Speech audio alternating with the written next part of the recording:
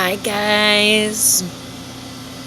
Happy Tuesday. I hope you're keeping positive. So I'm at work and it's a snow day. It's crazy because we always get snow in October in Minnesota, but we're always like, oh my God, what is that? What are those? And it's always like people always don't know how to drive, and it always like takes everyone a couple weeks to get used to like driving. And unfortunately you always see like accidents and people on the side of the road. And like for me, I've been here for 5 years and I like forget how to walk. I always forget how to walk and I get this anxiety. I get anxiety when I walk in the snow. But anyways, I just want to talk a minute about working with immigrants. So I just want to say something, okay? Because I've been around this for a long time. And so I want you to imagine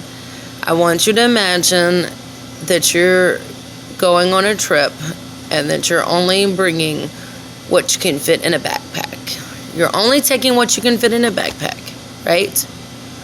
You go on this dangerous trip to come here because where you're from, like where these people are from, is extremely dangerous.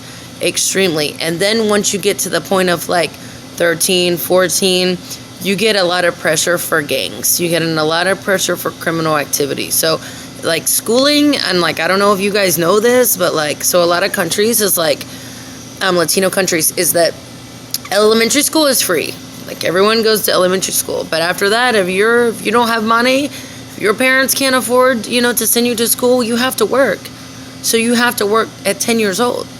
Okay, so you work, and then there comes, the gangs that are extremely prevalent, and there are gangs that take organs, children, kill people, drugs, guns, whatever. There's all kinds. So a lot of these young men, women, they're faced with having that pressure of having to go into a gang. Having no choice just because of where they live, just because of that. So a lot of them, in my opinion, are definitely refugees because they decide to come here. So imagine putting everything in your backpack, coming on a dangerous trip to come here, and then when you do you know how much it costs to come here? I mean, like $10,000 is a low number. That's a low number, okay? So we'll just put like 12,000 as a medium number of how much people have to spend. So you come here with a backpack. You come here with nothing. You come here confused, not understanding anything, working from the bottom to the top, meaning you're not making a lot of money, and you have to pay back that money like within a year. Within a year, you have to pay this $12,000, $10,000, $15,000 back. So your first solid year is paying this money back for your trip. Just to get here. So then, after you do that, then you have to, like, a lot of people are, like, dependent, like, their families depend on them to send money. Because if you're not here, you don't know how much it costs here. You don't know how much the United States thing costs. Living, food, clothing, and all that stuff. So you've come here in a backpack with nothing. You've got to start all over with nothing, sleeping on the floor or wherever you've been able to find a corner, paying all that money back just for the trip. Then you have that constant, pressure to send money home and to support other people because the wages are so low. The wages are impossible. Like, what you need to understand is that people are sacrificing their entire lives. So you can say whatever you want about illegal immigrants and blah, blah, but I want to see one of you guys sacrifice your entire life so your family has food and shelter, okay? Sacrificing that time. Like, these guys don't even get to see their children grow up. And the only satisfaction they get, like, they're alone, and the only satisfaction they get is knowing that, like, their kids have food and clothes. Okay, so we're pretty fucking selfish over here. We are. Because I don't know how many of you guys would do that.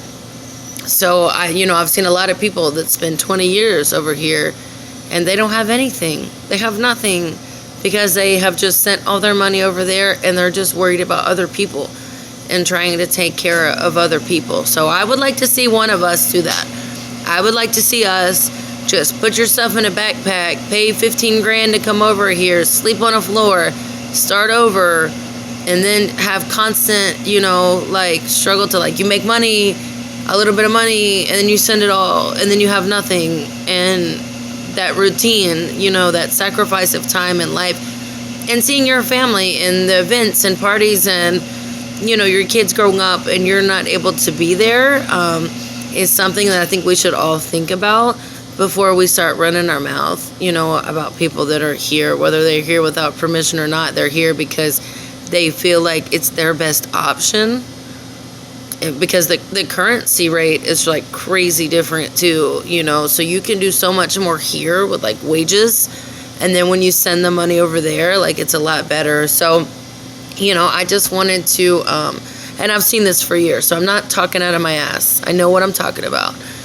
So I just wanted us to kind of open our eyes and be a little bit more respectful of people that we see that are immigrants here, because these people are alone, they're lonely, and they're sacrificing their life and their money and their time, just so their family members are okay. So, and I don't know how many of us would do that. So anyways, just the thought of the day. But I hope you guys are having a wonderful day. I'm enjoying watching the snow. So as always, keep positive. See you later.